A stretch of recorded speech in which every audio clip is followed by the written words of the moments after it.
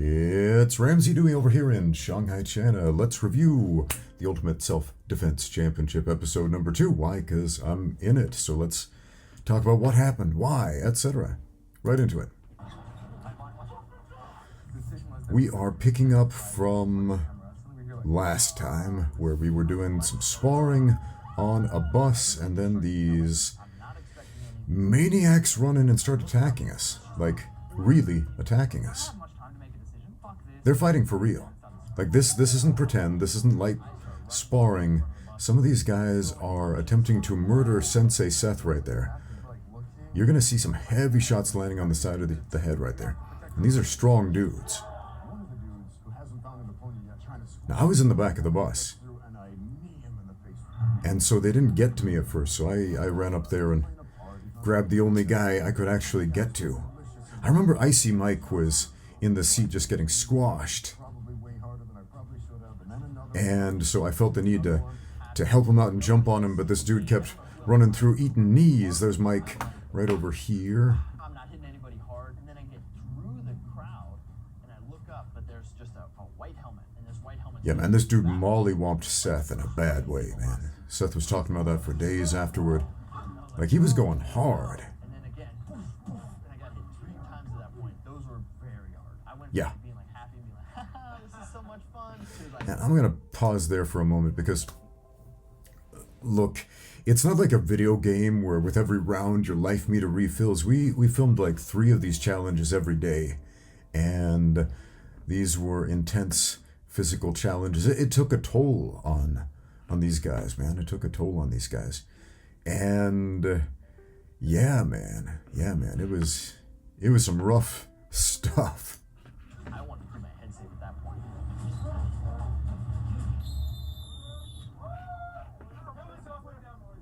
Yeah, so I managed to avoid pretty much any damage on the bus. That wasn't the case with everybody. So I mentioned in the last episode, I felt, because it was called the Ultimate Self-Defense Championship, that I needed to practice self-defense rather than aggression like you would in a cage fight, where the goal is to inflict as much damage as you can, whereas in a court of law, which is what real self-defense is, you want to use a justifiable level of violence. And so my goal was, don't get hurt and don't seriously hurt anyone else. I succeeded in that goal. And then these guys came in, and simply because of the logistics of where we were positioned on the bus, they weren't able to get to me. And so the guys in the front of the bus, man, they got worked. So when I saw what happened to Seth, I was thinking, man, I had a recent concussion shortly before I came to Australia here, man. And so that had me worried. Like, these guys, the way they're going, could seriously injure somebody. Turns out this group assault was a surprise set up by host Jeff Phillips to catch us off guard. I like to throw in And how? self-defense. You're not prepared for it. But there were many more surprises still coming. Jeff likes to throw curveballs. In other words, he likes to lie to you. Now, yeah, probably sounds like I'm going hard on Jeff, except that's what he did pretty much every day. He told us one thing, and then a completely different thing happened because he wanted to misdirect us. Because the theory is, if you know exactly what's going to happen, then it's not a fair representation of self-defense. And there is some merit to that. That's understandable. If you are walking down the alley and you know the bad guy's going to jump out, well, your reaction is going to be radically different than if you were completely unprepared for that. Episode 2, the circle drill. I've learned, speaking with the participants ex post facto, that some of us went in here with radically different expectations about what the rules were, about what we were able to do and not do, and as a result, we had some very different things going on. So, a bunch of you, if you haven't seen this yet, go watch it on Rokas' channel. Go watch the whole thing, because I'm not going to show you the whole thing. So a bunch of people liked when the knife attacker came up and held the knife to me, and then I gave him my imaginary wallet to solve the situation where everybody previously had tried to fight the knife guy and got stabbed. Okay? And they thought, oh, that's very clever. Now, I talked to Jeff afterward, and there's kind of a funny part in that where where I speak to Jeff, and he said, "So what did you do with the knife guy?" And I said, "Well, I gave him my imaginary wallet, and he went away, problem solved." And he was like, "What? What? You can?" And his reaction was kind of priceless. A lot of people found that endearing and funny and so on. But if you had seen the reactions where we compared notes about other things, take for example, we had to fight like 6 dudes, one after the other. I didn't know you could take breaks in between rounds. So I just fought one after the other without any breaks at all. I talked to Sensei Seth afterward, and I mentioned this, and he said, oh no, I took like 2-3 minutes breaks in between each one, had some water, because it's supposed to be like a fresh encounter. You're not walking down the street completely exhausted, like, oh, I just fought 6 dudes. Oh, here comes another one, right? So then I was like, well, now I feel like an idiot. And then just yesterday, I was reading some comments that Rokas had put up on the video, because some people said, hey, it seemed like you were extra super prepared and you were expecting what was going to happen because you reacted before the other guys did. And Rokas said something along the lines of, I might misquote him, but see, the rule was we had to count backwards from 5. 5, 4, 3, 2, 1, with our eyes closed. And at some point we would be attacked, right? Rokas counted really fast. 5, 4, 3, 2, 1, boom, go. And so he was already acting before the other guys had got a position on him. Me, on the other hand.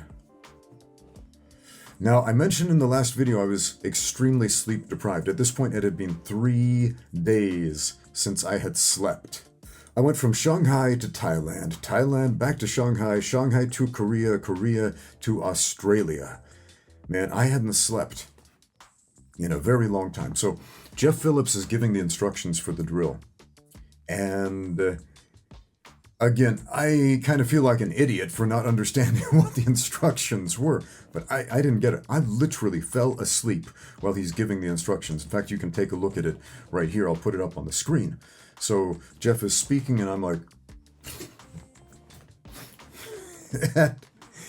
what I understood, and from the instructions they repeated to me privately before the drill started, it sounded like, let them get a position on you. Count backwards from 5, and I was assuming slowly with your eyes closed, and when they get a position on you, then fight back. And the first guy, I don't remember what he did. He grabbed me in a bear hug or did a takedown. I'm thinking, okay, the takedown, okay, let's let him get the takedown, let him get the position. And so when I'm on the ground, I think he took knee mount or side control, something like that. I was like, okay, here's a real position. Now let's fight back. So this came to bite me in the butt in a few of these rounds. And I was shocked when some of these dudes were just straight up attacking me rather than getting a position first, which is what I was thinking. So again, we went in here with very different ideas about what was going to happen. Again, as far as Jeff Chan goes, let's talk about that knife thing, because he fought the dude. And afterwards, he said, I didn't even see a knife. I didn't know there was a knife until I had him on the ground, and then he started trying to swipe at me, and I grabbed his wrist. And that's understandable, because what they had told Jeff essentially was count backwards from 5 and then fight and try to win. Those were Jeff's instructions. Fight back and try to win. So Jeff followed instructions perfectly, but the instructions weren't necessarily the instructions that would ensure the best success in the drill. Rokas was informed count backwards from 5, so in 5, 4, 3, 2, 1, go, boom. Whereas in my mind that translated to, since there was that verbiage, let them get a position on you, I was thinking, well, it's going to take some time. Okay, so I'll count slowly. 5, 4, 3, and of course they got the position on me because I gave them adequate time. I don't care about the points in this tournament. I don't care. I could care less, to be honest. It was a lot of fun to fly out to Australia, hang out with these dudes, see some friends of mine that live in Sydney. It was awesome. Okay. And I want to make that very clear. In my last video, I got some backlash from people because I gave a little preamble about what I went through before I came to Australia, because this almost didn't happen. almost didn't happen, man. It was man, the whole lockdown saga in China was insane, man. It was insane. So I'm not going to get into that in this video. But anyway, I want to look at this from a kind of a self-defense perspective. Now, I'm very vocal on this channel that I'm not a self-defense instructor. I'm not. Self-defense is not something that interests me. I'm a combat sports coach. I train cage fighters. I train kickboxers. I train grapplers. I train boxers. I train combat sports athletes to win fights. But we're going to look at this from a self-defense perspective. Three different views. A guy who has preemptive warning. So we're going to look at Rokas, the guy who knows something's up, and he gets the jump on the attacker, if you will. We are going to look at Jeff Chan, who waits for the signal and then fights back aggressively. And then we're going to look at me, who waits for the other guy to get the position on them and then fights back. So, on with the circle drill. This was the very first time they actually met. I thought you were like that size. This is way taller than that. Okay. So one of the first things that happens, Icy Mike, when we meet, he's like, "You're way bigger than I thought. You're way bigger than I thought." Then he looks over at Jeff Chan. He's like, "You're way smaller than I thought. We're like the same size. I thought you were huge." Because again, Jeff Chan, he's this awesome dude with this larger-than-life persona. And so you meet him in real life, and he's like a normal-sized guy. And it's like, for Mike, I think it was kind of underwhelming. He sees me, and you know, on the screen, I'm like 2 inches tall on your cell phone. And then I'm kind of a big dude in real life, and people don't seem to realize this. Rokas is kind of a giant. The dude's like 6'4", like 190 centimeters tall, something like that. Sensei Seth is a big dude. People seem to understand that Sensei Seth is a big dude. It was kind of funny. Everybody stood up and they're like, "Let's see who's taller." They're like, "Ramsey's taller than Seth." I had no idea. I thought Seth was the tallest. And then Seth, he postures up as high as he can, tries to stretch himself out. It was the funniest thing. One other thing about Icy Mike, man. So Icy Mike was comparing sizes a lot, and I don't remember who, but somebody's like, "Icy Mike, why are you so obsessed with sizes of other people?" And he said, "You have to be when you're the smallest guy in the room. You have to be." And that makes a lot of sense. Makes a lot of sense, man. When I started training in mixed martial arts and grappling in particular, I was often the smallest guy in the room. I was training with some giant dudes, man. And that feeling of sizing everybody up who's bigger than you, it's like, this guy would crush me to death. This guy would break my bones. This guy would kill me while trying to be nice. That guy, maybe I could survive. So, yeah, that makes perfect sense, sizing up the bigger guys, man. One of the loudest voices that I heard was Mike. Holy shit, he doesn't put on an act to the camera. He's literally just loud and talking all the time, which is a good thing. Yeah. Ramsey was even more Ramsey than I expected. Ramsey Dewey is just as much Ramsey Dewey in real life as you would expect him to be. It's uncanny. I mean, who else would I be? About to happen. Oh. SMAI headquarters were within I want to talk about that moment where I hit Icy Mike in the leg with the Shanghai, the kendo sword. I don't know if Rokas is going to show more of that, but so Icy Mike starts playing with these weapons on the wall, and he pulls up a Shanghai. It's like a bamboo sword they use for kendo, and he's like, "Ramsey, hit me with this." And I was like, "Dude, you know they wear armor when they hit each other with these, right? Like actual armor. These can really hurt you." And he's like, "Nah, just hit me in the leg. Go really light first, like 10%. So I give him a little swat. And he's like, 20%. I give him a harder swat. And then he says, 70%. And I'm like, 70% is a lot, man.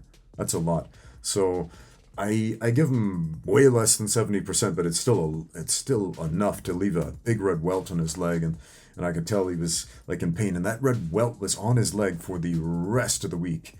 And I have to reiterate this, that we did multiple challenges each day, like 2 or 3 challenges every day. And it's not like a video game where after every round your health meter refills. You carry every ounce of damage with you. When that team of hooligans ran in there and just started bashing Seth in the side of the head, like full contact, heavy punches with bad intentions, oh man, Seth carried that into the next round and the next, and psychologically, like, man, I could tell that was bothering him in a big way. And then Mike just got mollywomped by a dude like twice his size. He was getting squashed in his seat. And man, it was rough. So some of these dudes were just carrying wounds and scars and bruises into these challenges to come. Yes, we went to the oh, here it is. The Shanghai.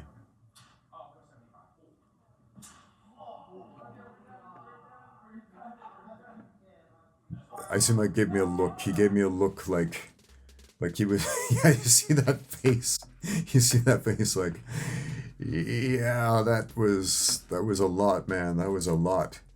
If there was such a thing as a Klingon pain stick in real life, he would probably make a video about it on his channel and inflict pain on himself just to see how much he could take and laugh about it. So yeah, we had some fun breaking boards.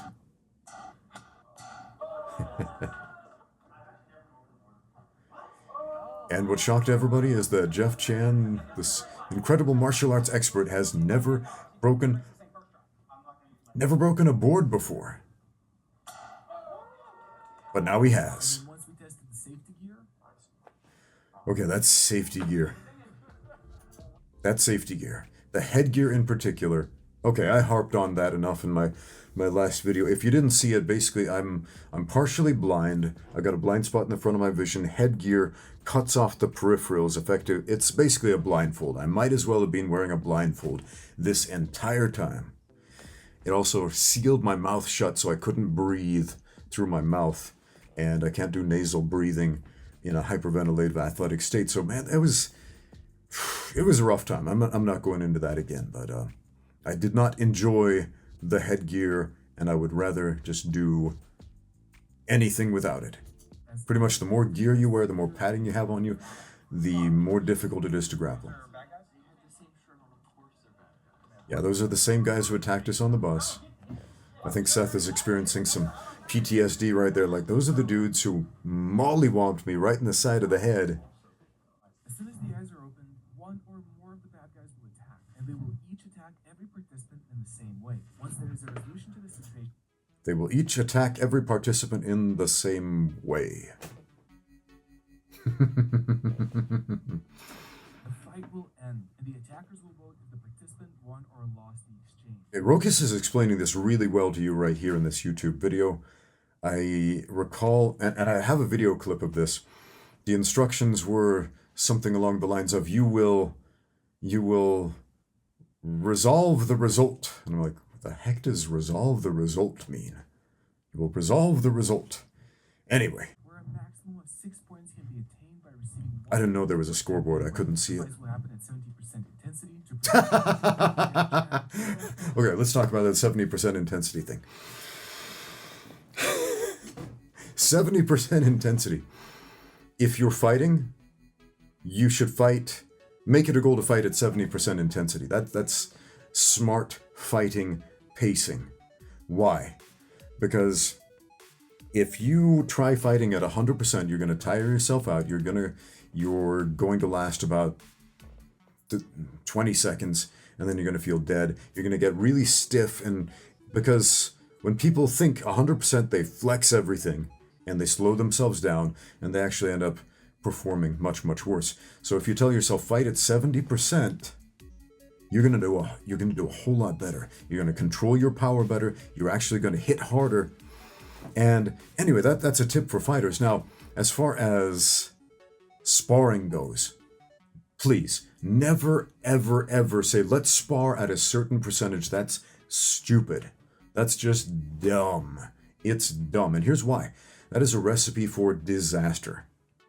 Everybody has a radically different idea of what 70% means, 50%, 10%, whatever. Everybody has a totally different idea. If you ask any man who thinks he can fight how hard 100% is, they think their 100% is the touch of death.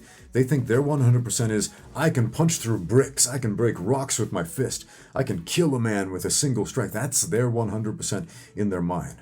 And so their 70% is, I'm going to do damage to you. I'm going to do a significant amount of damage, and I'm going to make it hurt, and I'm going to make you remember these fists. That's what the typical man is going to think of at 70%. So if we have a let's say a 200-pound guy and a 100-pound guy, and they're being 100% honest somehow. There's a computer in their brain calculating exactly 70% of their potential output. The 200-pound guy is still hitting you twice as hard as the 100-pound guy. And we have guys with a bunch of different weights. Jeff is smaller, I'm bigger, Rokas is tall, but has less mass on his body than I do. Seth is a big dude, he's got a few pounds on everyone. Mike is tiny. And he's going in this room filled with a bunch of big, athletic, strong rugby players who know how to fight a little bit. This is weird. These are weird instructions. But on with the show. Jeff Chan is going in there. So none of us were able to see what the other guys were doing. I'm just going to watch a little bit of Jeff's. So he's counting it down from 5. The guy grabs him. He's got his arms on the outside. Jeff had his arms on the inside, which is exactly what you want. Basic MMA strategy, level change, get under, tie this dude up, drop some strikes, and then they call it. Now, one thing I want to comment on here is the time. I thought there was a time limit. I thought it was like 20 seconds. I don't know why I thought it was 20 seconds. I don't remember if they told me that or I just imagined it, but I thought there was a time limit of 20 seconds. And that was reinforced in my mind because I remember, I think it was my first match, I got the guy on the ground, put him into a mount position, and I was about to hit him, and then they blew the whistle before I could hit him. Now, they of course didn't want to stop it when he was attempting to hit me, but as soon as I was in a position to do damage to him, they stopped it. So I thought, okay, that must be because of the time limit. That was about 20 seconds. That jives with what I previously believed the instructions were. Let's go. I didn't even remember that they held the knife to my throat. I don't remember it. I just reacted. Yeah, Jeff mentioned this, like he didn't know at first there was a knife and he just started fighting. And even though people applauded what I did in the knife scenario, I didn't see the knife because, again, I couldn't see very well through that helmet. I was mostly blind there. Jeff got stabbed like 4 times there. And this is also interesting because Jeff mentioned something, and you see it right there. He actually didn't get stabbed at first, controls the guy, has him in a position where he can pin him. He can pin him all day if necessary. But then Jeff Phillips on the side starts telling him, you have to do some damage. Which is very strange, especially for a self-defense instructor to say, why do you have to do some damage when you have this situation under control? You don't have to hurt this guy. You can hold him there. You can pin him there until help arrives. Why do you have to do some damage? Because moving at that point is a liability. You let go of that knife hand, he's going to be able to move it again. But following the instructions he was given, Jeff starts trying to do some damage and then gets stabbed 4 times, but still gets the point.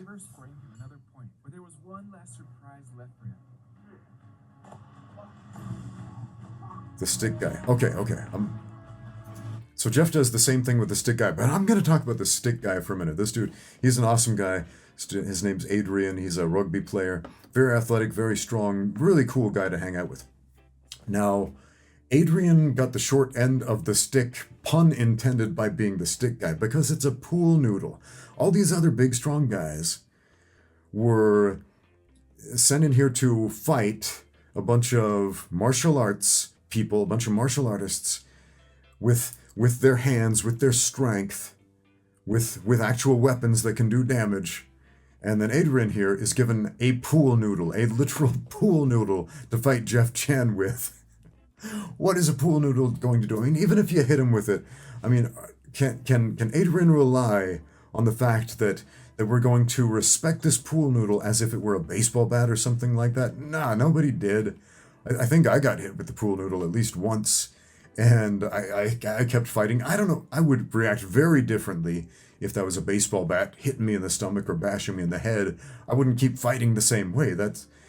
So this is a weird thing. I mean, I obviously don't want to get hit by a baseball bat, but maybe give him a stiffer piece of foam than a pool noodle to represent a dangerous weapon, because really, Adrian got the short end of the stick here as the pool noodle guy. I think when I fought him, he actually threw the pool noodle away because he was like, screw this, I want to use my hands. Poor Adrian, man. So he's trying to use that stick. He's like, maybe I can choke him with the stick.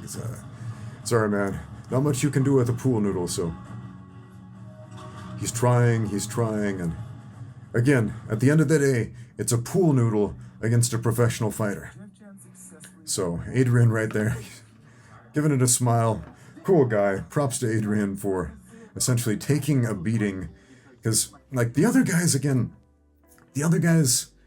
yeah, they took some punches and knees and stuff, but they had actual fighting techniques to defend themselves with, whereas Adrian had a pool noodle.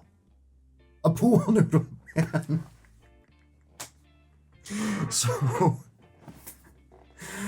okay. On with the show. Jeff Chan came out on a positive note, but for the others, the circle drill was much more... Jeff is such a positive guy, man. Like Jeff is the kind of guy who can just find the silver lining in the worst situation, and he's been through some rough situations in his life, and still managed to spin that into such a positive outcome. So, really inspirational guy.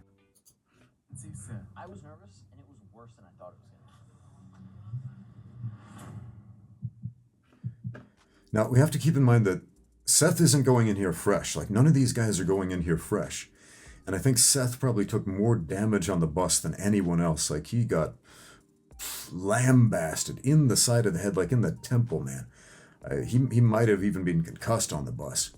And he's going in here to essentially do full contact sparring. I know they said 70%. That's full contact fighting, man. And you might say, oh, he's got headgear on. He's got an inch of foam over his chest. He's got gloves on. Look, MMA gloves allow you to punch harder without breaking your hands. Headgear prevents cuts and bruises. It does not prevent damage to the brain. In fact, it makes your head a bigger lever to turn around if you do get smacked on the chin. So it can accelerate the movement of the head, thus accelerating the movement of the brain. These pads were, man, those were plush, man. Those were very plush. They felt like a liability more than anything. They made the other guy stick to you in a weird way, so you couldn't move the way you wanted to. These elbow pads, I don't know what the heck they were intended to do, but prevent you from scraping your elbows. Anyway, let's see. Seth counting down from 5. The dude got the underhooks this time. Now, you might notice Rokas said that the attackers would do the exact same attack, the exact same position on everybody. That's not true, because on Jeff, they reached around the outside, and Jeff got instant double underhooks. By default, this guy reached for the underhooks, and, well, it didn't work out very well because Seth still took him down. Good for Seth. It's interesting because Seth has told me that his weakest aspect of fighting is his wrestling, and he just did some decent wrestling there. So Seth is doing some pretty good grappling. But again, he's taken breaks between rounds, just like he told me, which is something, again, I didn't know we could do that. If you thought Jeff's face was funny when I told him I gave the knife guy my wallet, you should have seen my face when Seth told me he took breaks. And I was like, are you freaking kidding me? It felt like I was fighting 100 people. So this is interesting watching the other 2 versus 1 matches, because these dudes actually choked me out when they did that. He put on a short choke, a rear naked choke variation where you got a gable grip or an S grip, and you're pulling back and cutting off the blood flow. Whereas with these other guys, with Seth right there, they actually let go of it. Like, he'd let go of that short choke right there. And with Jeff Chan, it looked like they were trying to wrench on it, but Jeff's a smaller guy, and he immediately turned into the space, so he got out. So we're not all experiencing the same position, similar, but the nuances are so important. And Seth's fighting the knife guy, and specifically because he was told, fight back. We weren't told, try to find a peaceful resolution. we were told fight back, and so Seth is fighting the knife guy, doing some karate on this dude. Scoring him another win with only one more fight left. Now that's interesting they stopped it there. That's very interesting they stopped it there. When Seth, they're still standing, Seth threw some kicks and punches and pushed him a little bit, then they called it, and I don't remember if they gave Seth a point right there. I wasn't really paying attention to the points. I don't care about the points, but with Jeff Chan, they kept goading him to keep going when he had the situation under control and would not stop the drill until Jeff had opened himself up to the knife attacks. So, yeah, there's some weirdness going on here. Again, Adrian with the pool noodle, trying to fight a large, heavy, strong, athletic man like Seth with a pool noodle. Oh, man. I'm sorry, Adrian. I'm sorry, dude. Seth looked so exhausted when he came back. Like, all these dudes are coming back looking like they've just been through hell. I think I was the next one going in.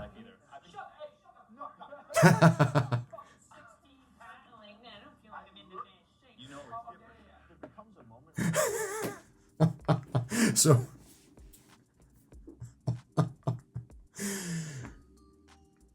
the term excuses came up a lot in the comments of my last video when I was discussing what happened before I came to Australia with the COVID-0 lockdowns and the concentration camps and all the nonsense that happened thanks to the communists over here. And people are like, oh, how many more excuses do you like? Wow, you frickin' commie sympathizers. My goodness. My goodness. Anyway, so Jeff is trying to explain how he feels right here, and he's like, and I get it. I know Mike's telling a funny joke here because Jeff is he's a very good athlete. Even when he's not on a good day, he can outperform guys who aren't at his level. But I understand exactly what he's trying to say. I get it, man. I get it. Like, both Jeff and I, we arrived to Australia the same day. Neither of us had slept on the airplane. I hadn't slept in a couple days. Neither of us slept the night before, like, because of jet lag. We couldn't sleep. So we are sleep deprived. Me and Jeff are both sleep deprived. And it's really wearing on me, like, a lot. I know it's wearing on Jeff. He's quite a bit younger than me, and so on. But at the same time, like, I can tell it's wearing on him. And he's trying to communicate this, like, I'm having a rougher time than you might think. But of course, you know, Mike's telling this funny joke, and yeah, I get it. But man, it's okay to feel empathetic when people are expressing, hey, I'm going through a rough time here. Nothing wrong with that. Okay, so again, I went into this with the premise that I was to count backwards from 5, and you notice I'm counting slowly 5, 4, or I think I was counting forward, 1, 2, yeah, I was counting forward instead of backward. Anyway, so I already can't see what's happening. I'm blind in this headgear, cuts off my peripheral vision, blind spot in the front, dark shadows, that's pretty much what's going on here. Vague shapes, light, shadow, etc. So not a whole lot of details that can be detected. So essentially, if I can't feel my opponents, I don't know where they are. If I'm not touching them, I don't know where they are. I don't know what's going on. So my understanding is I'm supposed to let them get a position. So I don't know what kind of position I'm expecting, but he gets the double underhooks on me. You'll notice he wrapped around the arms of Jeff, which is a terribly weak position. He got the underhooks on Seth, just like he got on me, and he's got the underhooks on me. Okay, so he's pushing me up against the wall. So I'm fighting blind. Let's see what happens. Okay, they're cutting out a lot here. So that moment he pushed me up against the wall, and this is a strong guy, and the interesting thing is that he only has to be strong for about 30 seconds. Because as far as I knew, they were like 20, 30-second matches, something like that. So I kick off the wall, get a nice reversal. This is a technique I practice a lot. It's a cage fighting technique. It's a technique I've got videos up on my YouTube channel about it. It's really easy to do. heavily underutilized in cage fighting because a lot of people just don't know it. They don't train it. It's super simple. If you have an underhook, or I think I had double overhooks in that case, you can do it. So he's throwing these little nothing punches. Okay, right here, I was attempting an uchimata, but the wall is in the way, so I can't get the elevation that I need. He can't physically move through the wall, so I've got to bail on that one. Okay, they cut out some content right there. Basically, I tied up with this guy with collar ties and lambasted him with knees a lot. And yeah, just trying to stay tight, mitigate damage, because he's swinging at me, and so collar ties and knees, basic Muay Thai stuff. Some shovel hooks, tie up his arms. He's trying to throw me with his weight. He throws himself on the ground. I end up in side control. So, okay, let's stop right there because there was a bunch cut out right here. I landed in side control. He starts squeezing out of panic because he doesn't want me to hit him, doesn't want to take damage. I understand that. I get that.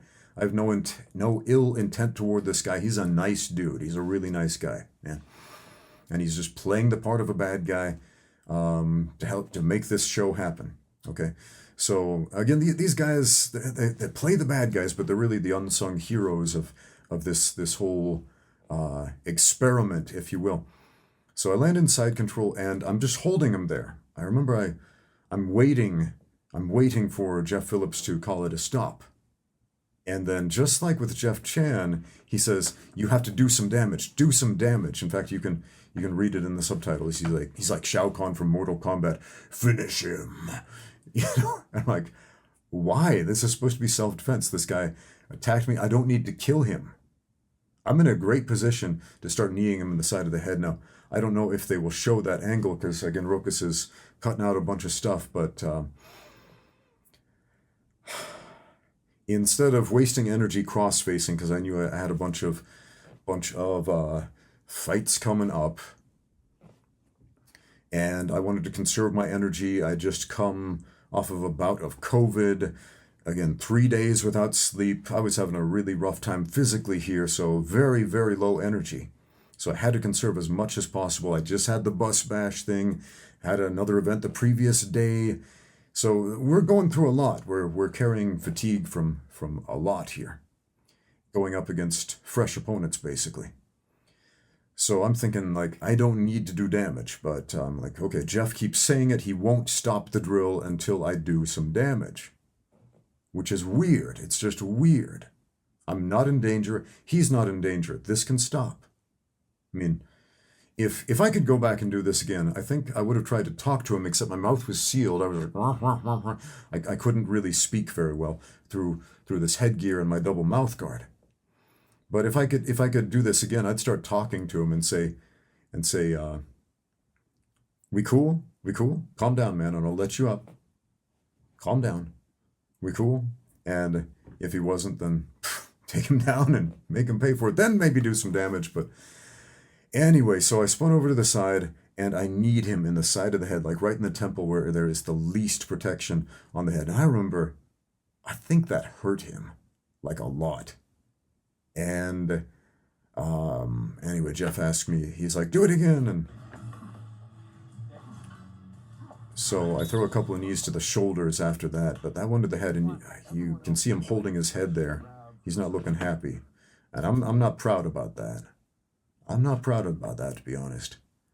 Because it's like, you don't need to, a fatality is not self-defense. A Mortal Kombat fatality is not self-defense.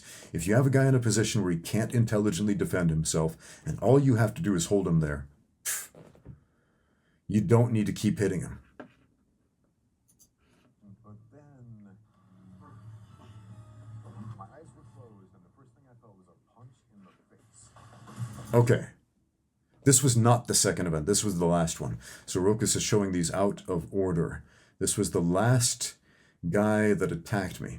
And again, I'm going in here under the pretense, wait for them to get a position on you and then fight back. And so he frames and pitches a punch right into my face which I cannot see. Again, I'm blind in this headgear. I cannot see what is happening. I get hit in the face. And bear in mind, I'm fairly recently concussed here. I don't like what's happening here at all. I do not like the setup for this situation at all. Because essentially I just got sucker punched. A sucker punch is not a position, it's an attack. It is not a position, it's an attack. And if you're asking, well, how do you defend against a sucker punch? You don't. You don't. That means you got caught off guard. You didn't see it. You weren't expecting it. It happened by surprise. You don't defend against that. By definition, you can't. What do? You just do the best you can if the lights are still on. So he clocked me, but good, man. And the headgear started loosening up, and he throws a barrage of punches. Again, I can't see him. I think I tried to tie up with him, but you'll notice because of the headgear, I can't get good grips with the collar ties like I can on a human jaw, because it's making the jaw much bigger, making the head weirdly slippery. I mean, I guess this might be if you're fighting a guy with a motorcycle helmet on for some reason, I guess that's a rough facsimile of that. Anyway, I've got hands on him, and he slips out and kicks my leg. Again, I can't see him. I need to tie up in order to understand what's happening here, because I'm blind. Right here, I am blind. So I get a knee in there, got the double collar ties, something like that. And he's slipping out of the double collar ties. And my headgear swings around the side. It rolls around the side because he's grabbing me. Let's back up just a little bit, because he's grabbing the headgear. Yep. Punch in the face. A little bit of clinching. He's pulling on my headgear, trying to get that collar tie, which whips it around. It pulls it to the side. Yeah, I can't even see shades of light, but worse than that, I can't breathe at all. It was hard enough to breathe with this headgear on and my double mouth guard, because it's pinching my mouth shut, but now it's covering my nose and my mouth. I can't breathe. I can't see. I'm blind. I'm being suffocated. And I'm being attacked by an invisible opponent, essentially. So Jeff comes in and stops it, and then he puts the headgear on the right way. Again, you see it's completely backwards.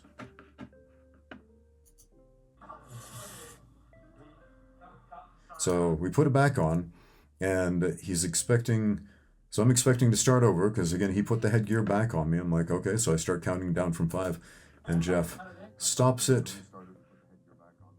Unfortunately for Ramsey Dewey, the judges decided to stop this fight and consider it a loss. Oh, are you freaking serious? Are you freaking serious? An equipment malfunction counts as a loss? An equipment malfunction counts as a loss. If the headgear spins around and covers your face, that counts as a loss.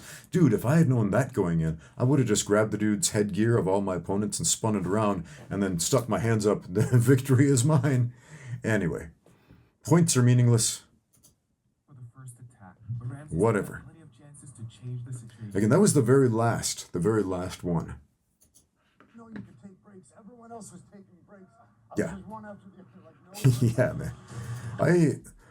I actually had a good laugh about that afterwards, like talking to Seth. I know it's like, oh man, we all kind of want to win because it's a competition, so whatever. But I didn't find myself super heavily invested in that aspect. So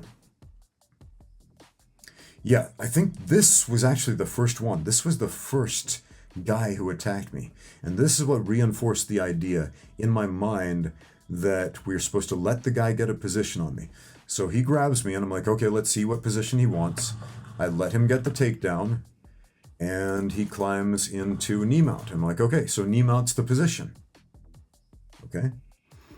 And then I start fighting back. I didn't start fighting back until here. So let's back up just a little bit again. So again, I'm going into this in good faith thinking, let them get a position. And in my mind, for some reason, I'm thinking like a jiu-jitsu position, which, considering I think this is like a Krav Maga school, is probably a really dumb thing to think. But again, I'm sleep deprived. So I let him get in a knee mount. He's about to throw some punches. So I sweep him, tie up his legs, because if I can feel you, I know exactly where you are. I know exactly what to do. If I can't see you, good luck. Good luck to me. So there are a ton of ways from right here that I can turn this into a bunch of different leg locks. And I was about to, but then I start thinking, well, hold on a minute.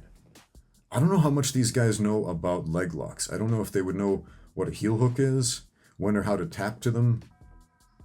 Because heel hooks don't hurt until your ACL tears. So I'm thinking, okay, I'll just climb on top and then threaten him with some ground and pound. So he's trying to punch me in the leg. I could just hold him there and laugh at him, but so I climb on top, get in the mount, and they call it a day for that guy. My shoes kept coming off. Like in every other drill, every other competition, every other thing, my shoes came off. I remember in the previous one, just like 30 minutes before this, Matt threw a shoe at me on the bus, hit me on the headgear, made a big thud, and he passed my guard there. So, yeah, man. But it was kind of fun. Like this was kind of fun. It was like a Shark Tank. For my 40th birthday, I'm 44 now, it's my 45th birthday is coming up here soon, but my 40th birthday, I got the most awesome present from my students at the gym. They all lined up, and one by one, they sparred me. They picked the most difficult positions they could think, back mount, hooks in, whatever, and we just had a good spar, no breaks, one after the other, for 2 solid hours. Man, that was so much fun. And the fact that I was in the type of shape to do it on my 40th birthday, man, that just brought me joy. And the fact that I'm able to do this, 3 days sleep deprived, at age 44, blind in this horrendous headgear and being suffocated by it, after just recovering from COVID, just barely, man, this is fascinating to me. Anyway. So I think this was like the second or third one. So right away, this guy grabs me in a short choke, a rear naked choke variation. Now, I didn't see it until this video came out. So when they did this interview, I think like 6 days later, because they didn't do the interviews the day of with me, they did it on the very last day I was in Australia. So I'm going from memory and I'm thinking like, okay, rear naked choke, so I'm doing the figure 4 with my arms when it was a short choke. But they're cutting off the blood like right away. And again, he starts to squeeze, this other guy starts headbutting me. I'm getting lambasted there. He drags me to the floor. The blood is going out, and I'm considering at that point, just let him choke me out.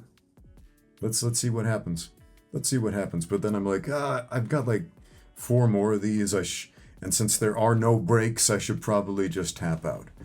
So anyway, the lesson there, if you are starting a drill with a choke completely locked in and your blood flow to your brain being cut off, you got about 3 seconds until you're taking a nap.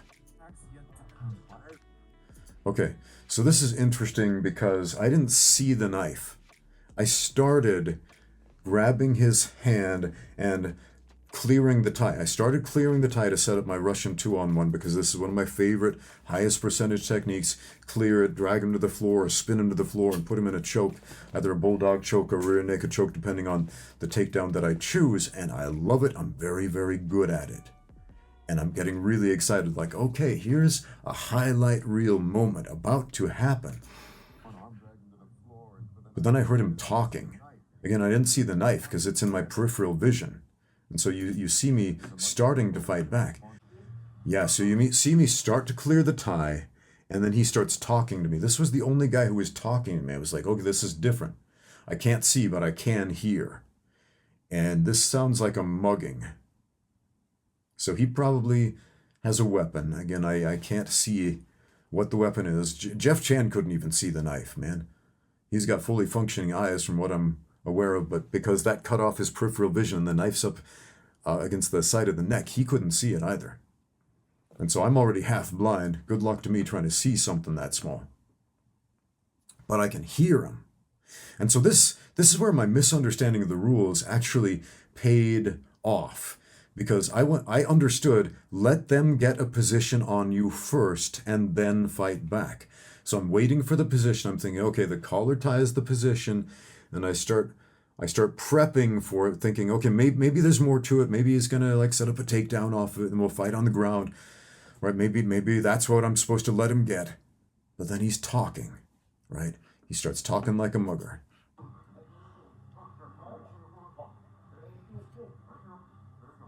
I have used this technique in real life 6 times against guys with guns, knives, and all kinds of weapons. True story. Back in the 90s, I was a missionary for the Church of Jesus Christ of Latter-day Saints in Argentina. I was in the outskirts of Buenos Aires, in the Villas de Miseria, the slums. These are third world slums. People live in horrific conditions where if you grew up in the first world, it would make you sick if I described them to you. The crime rates are catastrophic. It got bad there. It got really bad. I did not go a single night without hearing gunshots and screams. I saw people killed right in front of me. I saw men executed on the streets, shot right in front of me. I was held at gunpoint many times. I was mugged many times. I didn't get shot once by a mugger, and here's why. I did exactly what I did in that drill. I had knives, guns, mostly guns, although I'll save that story maybe for later, but the short version is I did exactly what I did in the video. Very slowly showed the guy my hands, very slowly narrated everything I was about to do. Okay, I will give you everything I have. I am reaching for my pocket. My wallet is in my pocket. I will give you everything I have. Here is my money. I'm putting it on the ground. Okay, it's yours. I am walking away. Okay, why? Why that specifically? Why narrating it? I'll tell you why. I had a friend get shot. Muggers came up, pointed guns at him, said, give us what you have. He had a backpack on, and he got nervous, understandably, because a gun pointed at you is nerve-wracking. It's terrifying. And he got jumpy, made sudden moves, reaching for his backpack, trying to get his money. The gunman got nervous, squeezed the trigger, boom, shot in the head. Fortunately, my friend did not die. It was a miracle he survived. A literal miracle he survived. That experience taught me, if, the muggers need the information, they need to know where your hands are going. Stay calm, keep talking, and when you talk, it also humanizes you. It lets them know that you are not just some random target. You're a person just like them. If you're talking, you're complying, you're cooperating, you are 100% more likely to survive. Tragedies happen, but man, that worked out for me with a 100% success rate in all the times I was mugged in the Villas, man. That was a rough time. I came out of it alive. So there is a self-defense tip for you.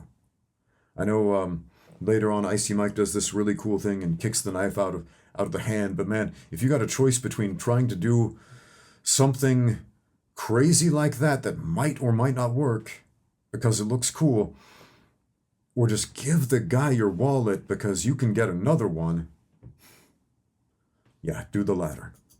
Attack was still left. Adrian with the pool noodle. Oh, man. So, now, this confused me again. Adrian wasn't the last guy. He was somewhere in the middle, and he shouted, and I'm like, what's going on? The shout is in a position, and I'm still waiting, and he slams the stick on the floor. I guess he's trying to give me a fair warning here. And eventually, I'm like, well, what's going on? And I see this vaguely ominous shape and shade and thing that is this blob of colors coming at me that is Adrian. And so I tie up with him. I didn't even know he had a stick, to be honest. Because again, I can't see in the helmet. I didn't know he had a stick. The my whole MO right here is tie up with them, which is what I did instantly, which fortunately is the thing you probably should do with someone who's waving a stick or a bat to take away the range of the bat. So I tied up with him so I could tell where he was, and he's strong, man. He's a strong dude. So he did something really nice there. Oh, man. He did something really nice. I had over-unders, and he used his underhook, raised his shoulder. That's actually some nice wrestling. Now, as far as I know, Adrian doesn't train in wrestling, just a rugby league player, but that's a nice move. Raise the shoulder, make some space, so he was able to clear those ties really well. Yeah, so he cleared those ties really well. Now I don't know where he is. I think I'm grabbing my headgear because it's starting to spin around. And this was hard to put on. It was hard to put on. I couldn't put it on by myself, so I'm trying to keep it in place. And I don't know where he is, so I come out with a lunging sidekick at this blob, which I assume is Adrian, because if I can touch him, I'll know where he is. So it's not so much to do damage, it's just to try to find him. So I throw the sidekick. I don't land on anything, so I still don't know where he is. And I'm like, well, crap. And he comes in there. Great. I'm able to tie up with him once again, so now I know where he is. Unfortunately, he's got an underhook right here in that exchange. So I turn that into a whizzer. So I've got over-unders here. Adrian told me afterward, he was like, man, I was so sick of fighting with that stick because I couldn't do anything with it with anyone. I just threw it away at that point. And again, I didn't know he had a stick. I was just glad he wasn't punching me as much as the other guys were. So I'm trying to find my way down to a leg, and the headgear's starting to spin around, and so I'm not in a great position here, but I come down to the side, and on the way down, he ties up one of my legs in half guard. Now, ordinarily, this would be no problem. I could just slide right through there with butter, pass the guard, jump out to the side, and then do whatever I wanted. But these shin guards, grappling in shin guards is a nightmare. Passing half guard in shin guards is a nightmare. So essentially now we're stuck. And these chest protectors, these vinyl chest protectors, make you stick. And this headgear makes you stick. So we're very much stuck here. Now this went on for a while. Like, again, I thought it was like 20 or 30-second rounds, but this goes on for like at least a minute. So we're in this position, and I'm trying like every little trick to make the space, and Adrian's strong. He's just holding on there. He's putting a nice head squeeze on. It's not a guillotine, it's just a nice head squeeze, and it's hard to breathe in the helmet. And I'm thinking like, I could be suffocated here because of this damned helmet. And so I just start holding my breath. And I end up holding my breath for at least a minute right here. Like not even breathing. Just relax. I'm like, okay, well, I guess this is my life now. He won't let go. I can't pass his half guard because my leg's stuck here. And maybe I could if I really wrenched into it, but I don't want to waste energy because there are still several more fights after this, even though Rokas is playing these out of order, as if this were the last one. It wasn't. And so I just started holding my breath. The great thing about holding your breath is it triggers what is called the mammalian drowning reflex.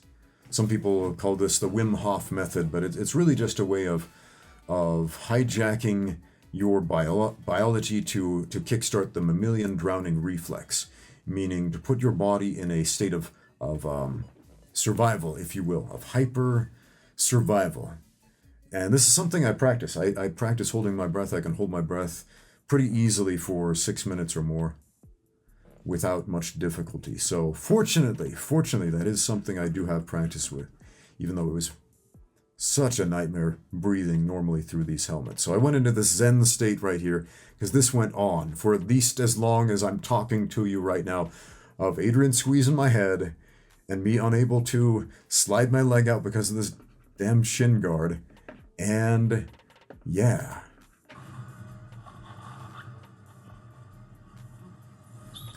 See that headgear fogging up? I don't know if you saw that in the picture, man. Headgear's just fogging up. To Ramsey Dewey, since he led the attacker to losing his weapon. I led the attacker to lead. That's very generous of you, Rokas, but no. Adrian threw that away because at that point he just got mollywomped by Jeff, by Seth, and he's like, it's not even worth it trying to fight these dudes with a pool noodle. I got the short end of the stick. I'm throwing this away. I'm gonna use my hands.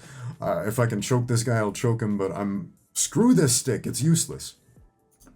Dominant position. Yeah, that little shiner was from the dude who sucker punched me and then kept hitting me when the headgear had spun around, so yeah, no, I wasn't happy about that. I was much less happy about it when I found out what the real rules were. But, it's all a learning experience. Whatevs. I feel like I underperformed a lot, but I could blame all this equipment or that. At the same time, The equipment sucked. Okay, so past Ramsey from this video, very, very diplomatic. You could blame the headgear, whatever, but it was what it was. Yes, that's true. That's true. Current Ramsey is telling you exactly how it was. Telling you not the viewer-friendly part of the experience, but the visceral details of the hellish nightmare that headgear was. So I'm not going to watch this whole thing, but what happened here, they asked us to guess who we thought would win, and people are like, Icy Mike will win because he's got like police experience, Matt will win because he's a self-defense dude, Ramsey will win because he's smart, Seth will win because he's big, Jeff Chan will win because he's a pro fighter and he's active and he's shredded. And I said, Rokas is going to win because he knows more about this event than anybody else. And then it was my turn. The fact that nobody named me as the potential winner, that the internet voted me as the What? most likely to win, and it Come on, Rokas. That is not true, and you know it. You know it. That is not true. That is not. Nobody named you as the potential winner. This guy did. This guy, and it's not just because Rokas was the co-organizer of the event, and even though he didn't know everything, he knew a lot more than anybody else did. He knew what some of the events would be. He knew some of the details. He had trained with Jeff Phillips before. He was familiar with some of these methodologies, etc. He had insider information. That's a big deal, man. But it's not just that. It's not just that. Like, Rokas, dude, if you're watching this, I believe in you, man. I believe it. You're a talented dude. You're a talented dude. You are a man. So do not sell yourself short, man. I know that story doesn't match the narrative you're spinning in this particular video about Rokas being the underdog, but dude, you're not the underdog. And this is me wrapping up Rokas' hand because he injured it on the bus. That's tape I brought from home. Again, I'm helping these guys out because it's interesting. We want to see each other succeed. I'm going to pause it right there because we want to see each other succeed. It's not like some regular reality TV show where you're trying to make the other guys fail. Like we're actively helping each other out. And I thought that was something that was really, really cool. What was it like? What are these guys like in real life? They are nice. They're genuine. They are who they present themselves to be on screen. More so, in more positive ways. So, yeah, man, I'm just going to take a look at a little bit of what Rokas is doing here, particularly how he counts. Okay, that was interesting editing right there. He put that high-pitched tone, blocking out how fast he's counting. Sneaky, sneaky. Come on, man. And then he gets the takedown right away because he responded before this guy tied up with him. Apparently, the official rule was we could fight back as soon as we sensed anything. Movement, sound, as soon as someone touches anything. So if we had all gone into here understanding the same thing Rokas had understood, everybody would have done 100% better. I'm going to pause right there because I got a comment on my YouTube channel just today, and somebody said something that just irked me. He said, I really hope that you changed your opinion about Krav Maga. No, Krav Maga still sucks. It sucked before. It still sucks. I watched the first 2 episodes of the Ultimate Self-Defense Challenge and noticed that all the knowledge and techniques from quote-unquote legit martial arts went out the window as soon as you found yourselves outside of the ring surrounding. What the heck are you smoking, dude? Everything Rokas did right there was very technical. That is stuff that you will learn in martial arts classes. The things that Jeff Chan did, those are things you will learn in martial arts classes. The things that Sensei Seth did, nice single leg, nice double leg, transitions, guard passes, etc.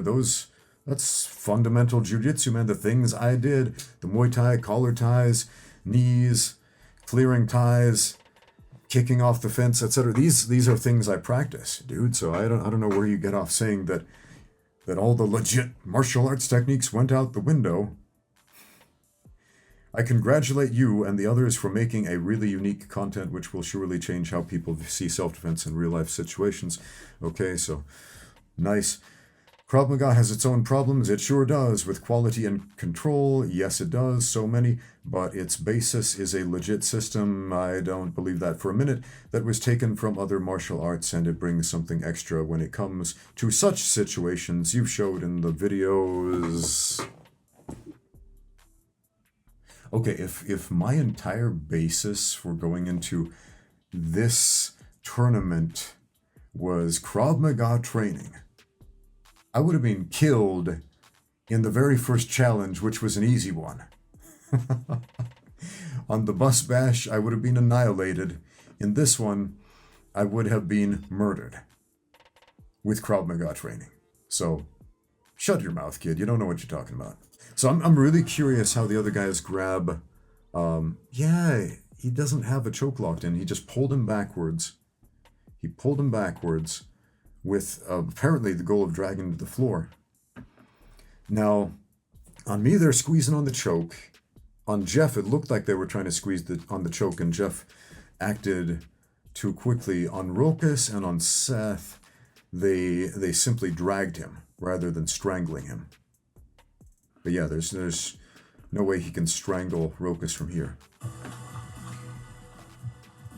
And now he's got a head squeeze. It's annoying, it's not dangerous. So yeah, different scenario, very different scenario. A guy dragging you by the neck versus a guy strangling you by the neck. Those are different scenarios.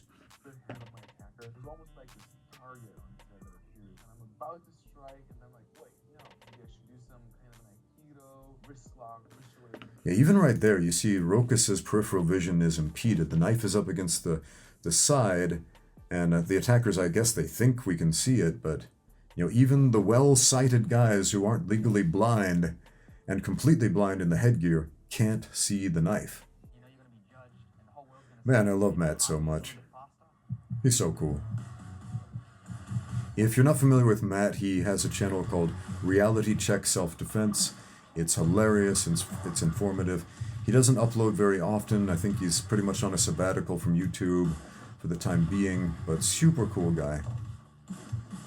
And the biggest, beefiest quads in the bunch, man. That's a Quadrosaurus Rex right there.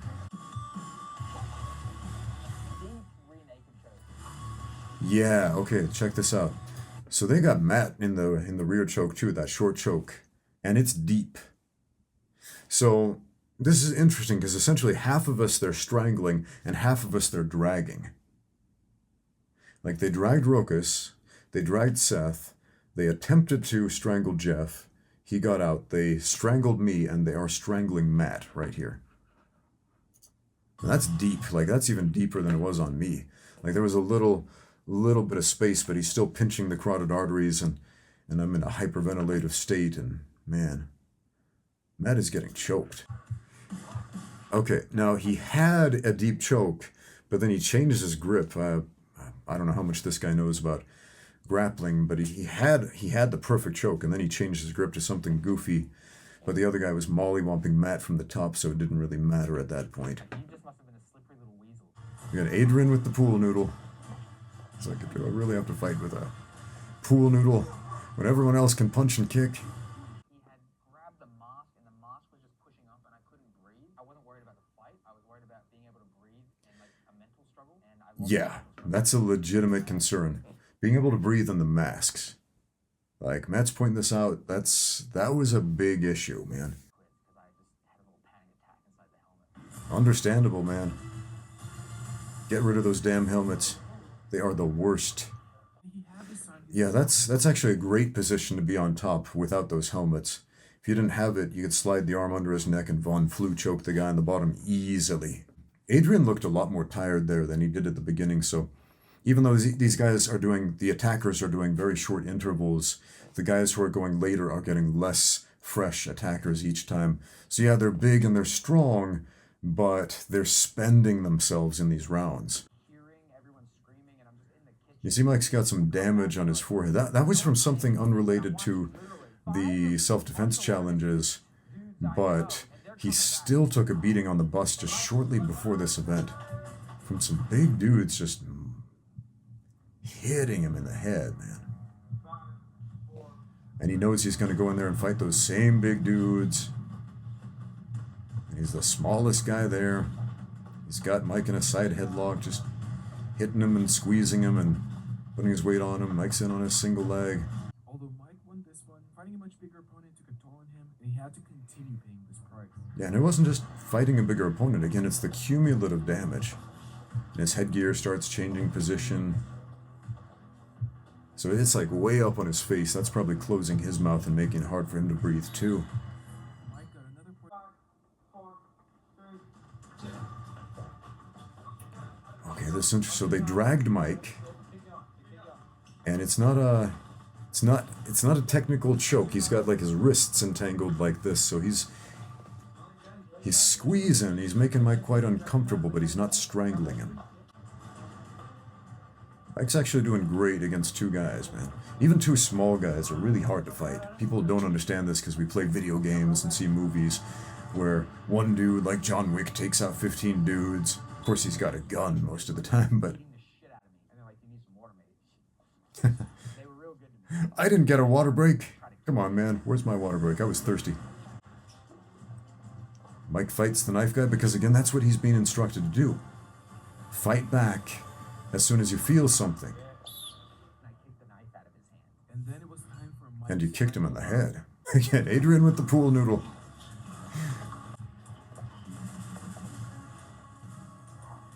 Never in 5,000 rounds have ever been rolled over like that. When you add all of these other variables. Well, I'll tell you exactly why he got rolled over like that. So he does a nice little guard pass there. And he gets into, he's trying to establish a side control position, except his head is over the ground here. Right? This is a problem. This is why you got rolled over. And this is a great lesson for anybody learning jiu-jitsu. Every white belt out there, if your head is over the mat, your weight is on the mat, it's not on the man. A small guy can control a big guy. And Adrian's big, he's strong, he's very explosive. Again, rugby league player, total stud, right? So Mike's head, his weight is over the mat. This is a problem. As soon as Adrian starts to roll this way, Mike's going to go with him, right?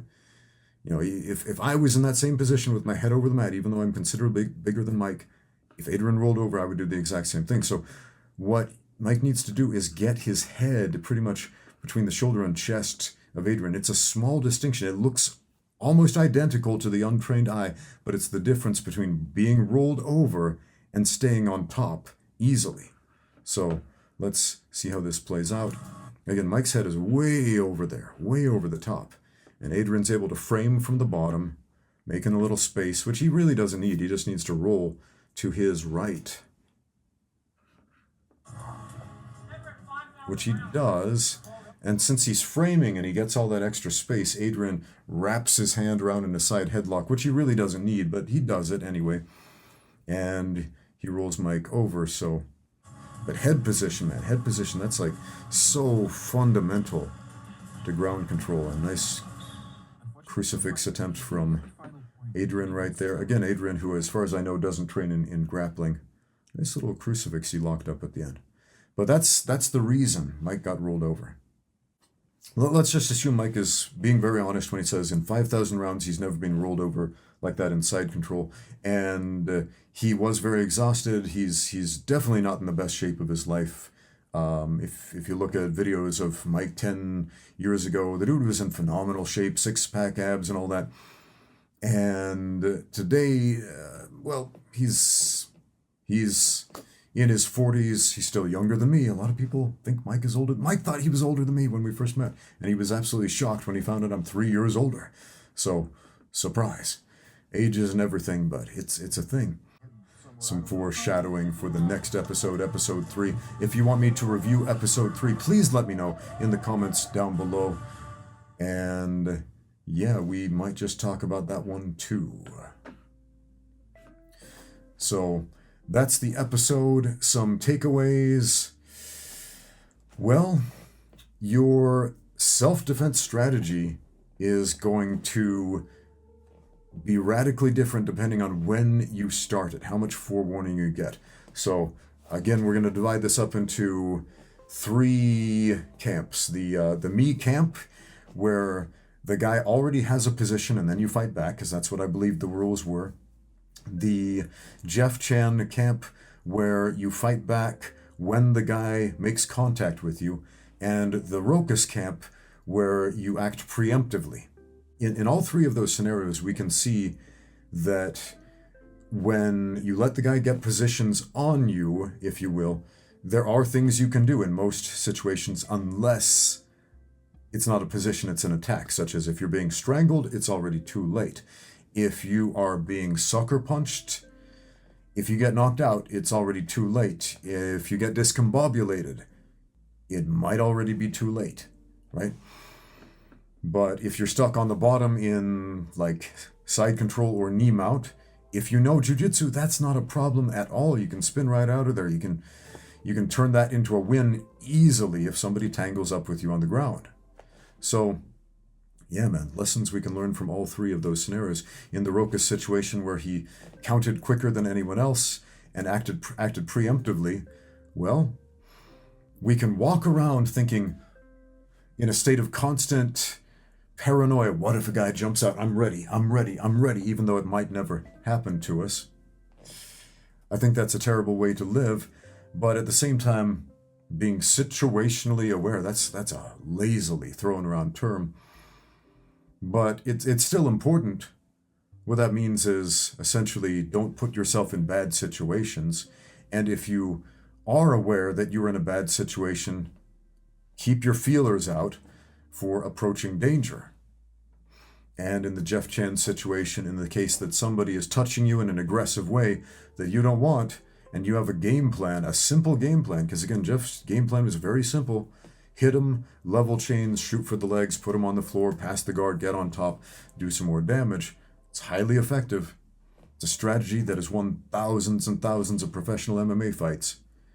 Probably the overwhelming majority of them. So yeah, man, you don't need a million techniques, but you do need a good game plan from the most basic positions.